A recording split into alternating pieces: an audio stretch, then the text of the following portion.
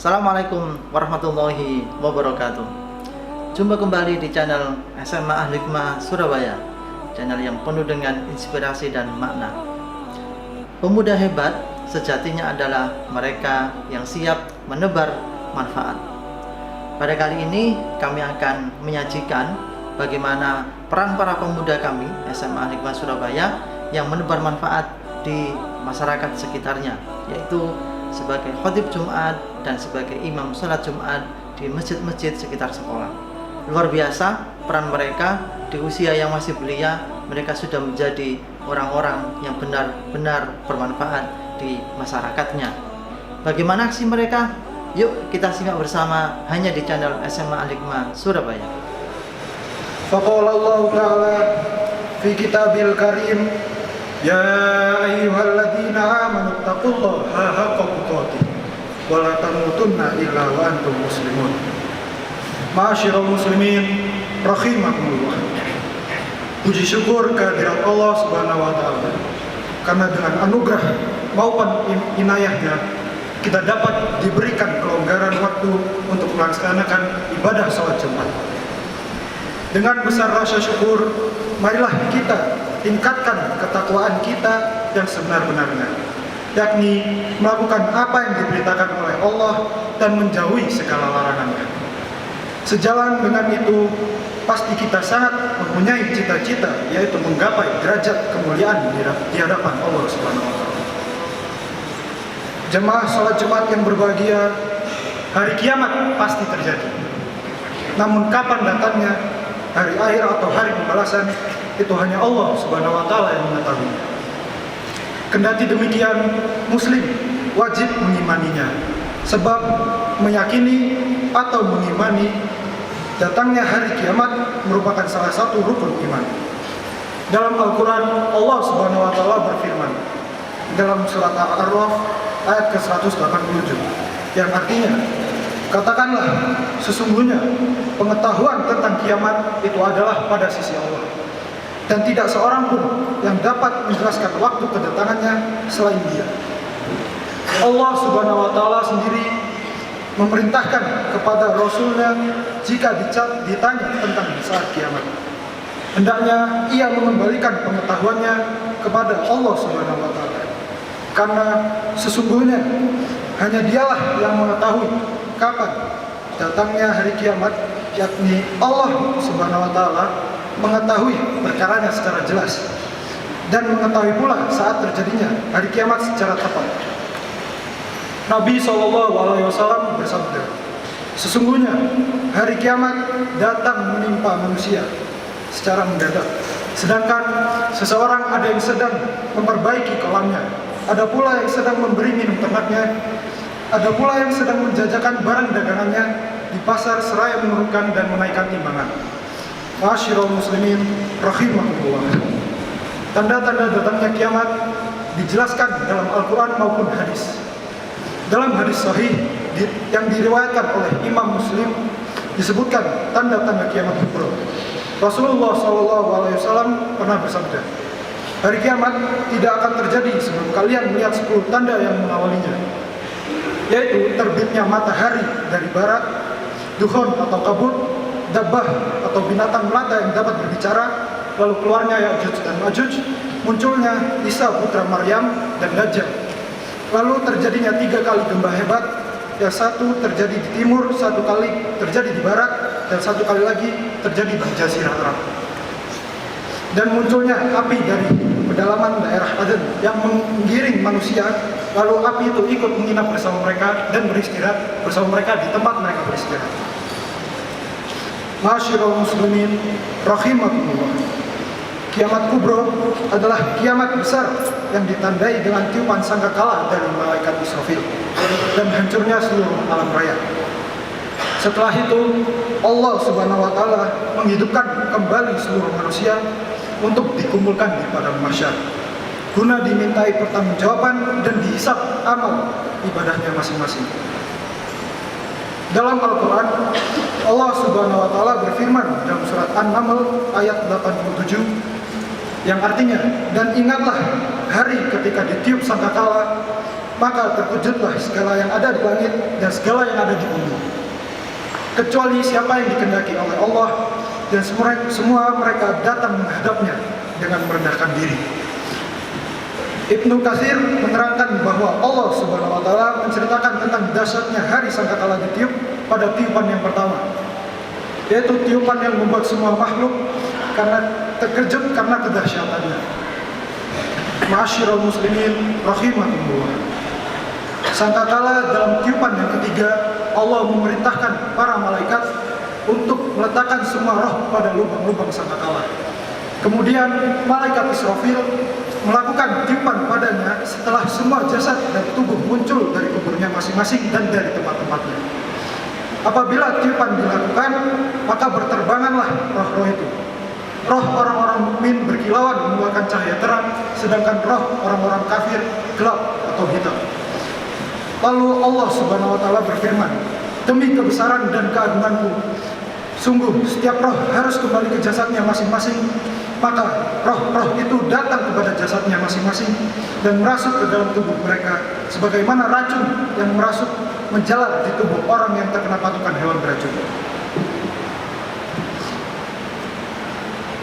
Kemudian mereka bangkit berdiri seraya mengepiskan debu yang berasal dari kuburan mereka. Ma'asyiral muslimin rahimakumullah. Ulama berbeda pendapat mengenai awal tanda-tanda kiamat kubra. Dalam hadis di atas disebutkan tanda-tanda kiamat kubra diawali dengan terbitnya matahari dari barat. Namun dalam riwayat lain disebutkan tanda-tanda kiamat kubra diawali dengan keluarnya Dajjal dan Isa putra Maryam. Dari Huzaifah Ibnu Yaman radhiyallahu anhu mengatakan bahwa Rasulullah SAW telah bersabda, "Sesungguhnya mula-mula pertanda kiamat ialah Dajjal, turunnya Isa putra Maryam alaihissalam, dan api yang keluar dari pedalaman Aden yang tampak jelas.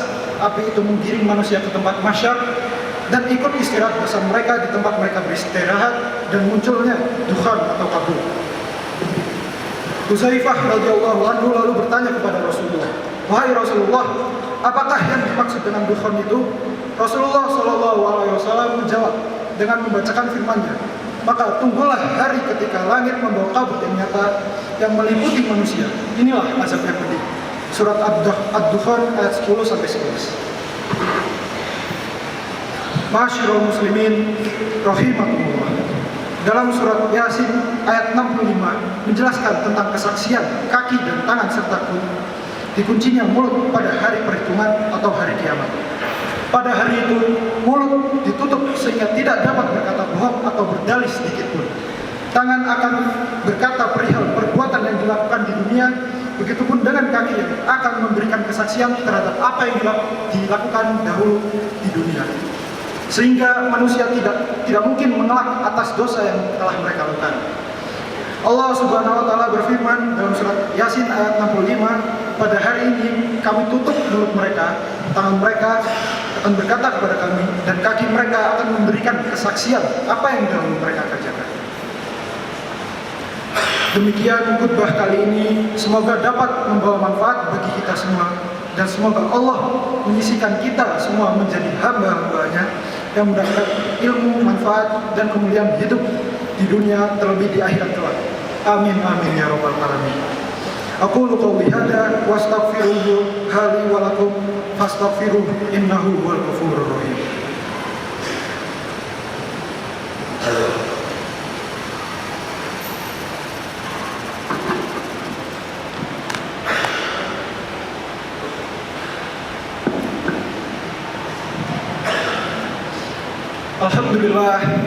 Alhamdulillahirabbil alamin, wassalatu wassalamu ala asyrafil anbiya'i wal mursalin sayyidina wa nabiyyina Muhammadin wa ala alihi wa sahbihi ajma'in, amma ba'd.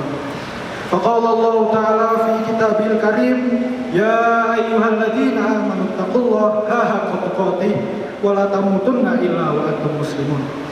Jamaah sekalian yang dirahmati oleh Allah Subhanahu wa taala, di khutbah kedua ini mari kita senantiasa bersyukur kepada Allah. Mudah-mudahan kita dalam keadaan sehat juga istiqomah menjalankan amanah dari Allah Subhanahu wa taala, dan kita dipertemukan di surganya Allah Subhanahu wa taala. Amin amin ya rabbal alamin.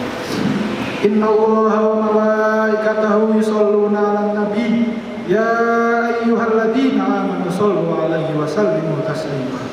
Allahumma sholli ala Muhammad wa ala ali Muhammad kama shallaita ala Ibrahim wa ala ali Ibrahim wa barik ala Muhammad wa ala ali Muhammad kama barakta ala Ibrahim wa ala ali Ibrahim innaka Hamidum Majid.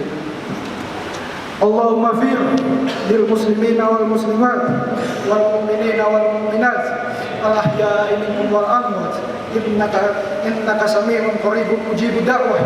Rabbana la tu'akhidna in nasina aw akhtana. Rabbana wa la tuhammilna ma la taqata lana bih. Wa'fu 'anna waghfir lana warhamna anta maulana fansurna 'alal qaumil kafirin. Allahumma inna nas'aluka salamatan fid din wa afiyatan fil jasad wa ziyadatan fil ilm wa barakatan fil rizq wa taubatan qabla al-maut wa rahmatan indal maut wa maghfiratan ba'dal maut hawwin alaina fi sakaratil maut wan najata minan nar wal afwa indal hisab. Rabbana atina fid dunya hasanah wa fil akhirati hasanah wa qina adzaban nar. Walhamdulillahi rabbil alamin. Aqimis shalah.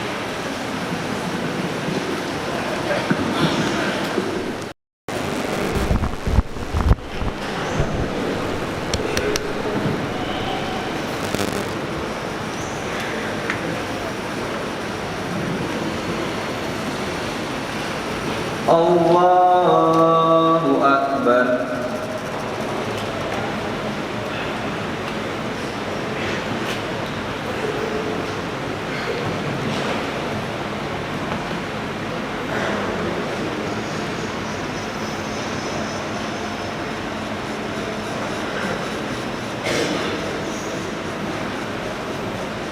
Bismillahirrahmanirrahim.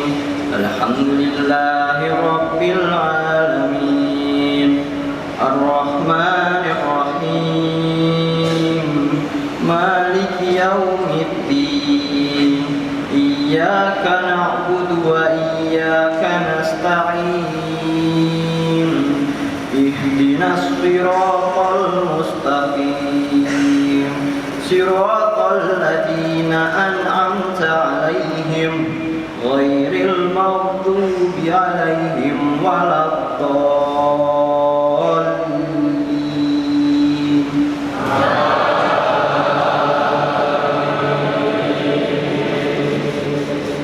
Bismillahirrahmanirrahim.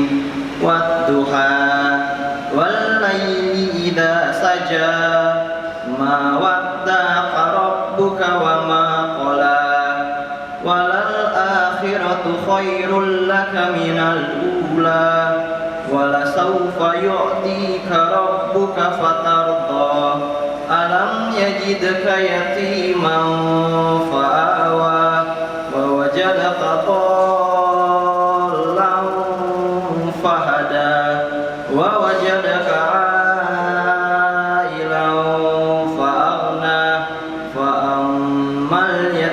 fala taqhar wa ammas sa'ila fala tanhar wa amma bi ni'mati rabbika fahaddits. Allahu akbar.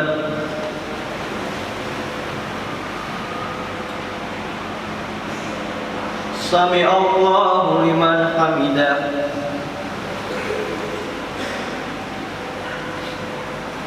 Allahu akbar.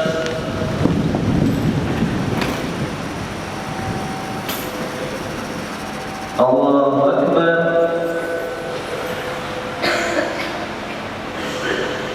Allahu akbar.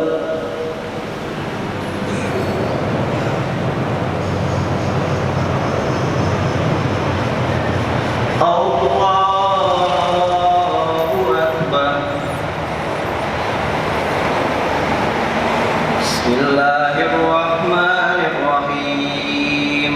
Alhamdulillahi rabbil alamin ar-rahmanir rahim maliki yaumiddin iyyaka na'budu wa iyyaka nasta'in ihdinas siratal mustaqim siratal ladzina an'amta 'alaihim ghairil maghdubi 'alaihim waladdallin.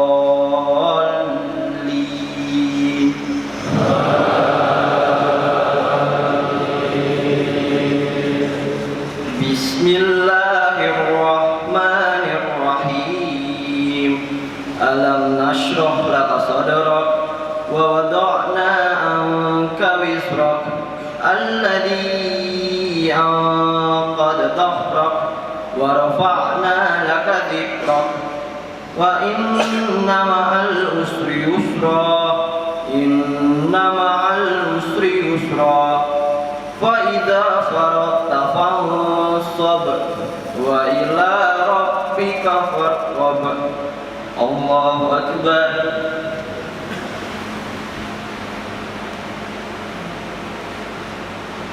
Sami Allahu liman hamidah.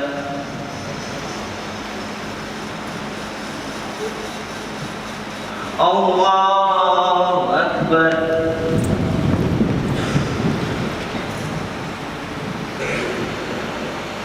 Allahu akbar.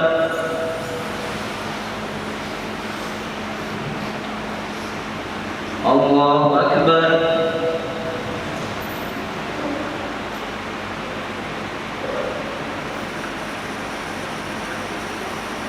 Allahu akbar.